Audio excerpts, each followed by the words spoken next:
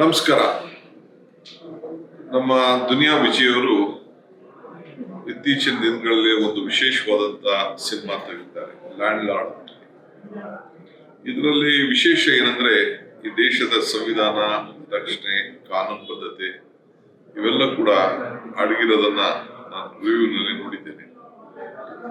ನಾನು ಅನೇಕರು ನನಗೆ ಆ ಸಿನಿಮಾವನ್ನ ಅದ್ರ ಬಗ್ಗೆ ಚರ್ಚೆ ಮಾಡಿದ್ದಾರೆ. ನಾನು ಕೂಡ ನೋಡ್ಲೇಬೇಕು ಅಂತ ತೀರ್ಮಾನ ಮಾಡಿದ್ದೇನೆ.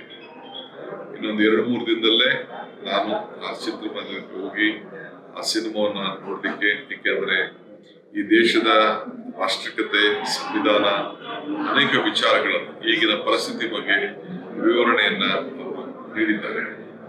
ಸೊ ಮುಂದಿನ ದಿನಗಳಲ್ಲಿ ನಾವೆಲ್ಲ ಕೂಡ ಗ್ರಾಮೀಣ ಪ್ರದೇಶದಲ್ಲಿರ್ಬೋದು, ನಗರ ಪ್ರದೇಶದವರು ಇದರ ಬಗ್ಗೆ ಆಚಾರ ವಿಚಾರಗಳನ್ನ ತಿಳ್ಕೊಳ್ಬೇಕಾದ್ದು ನಮ್ಮ ಕರ್ತವ್ಯ ಕೂಡ ಇದೆ ಅನ್ನೋದು ಕೂಡ ನನ್ನ ಸ್ನೇಹಿತಗಳು ಕೂಡ ಉಲ್ಲೇಖವನ್ನ ಮಾಡಿದ್ದಾರೆ.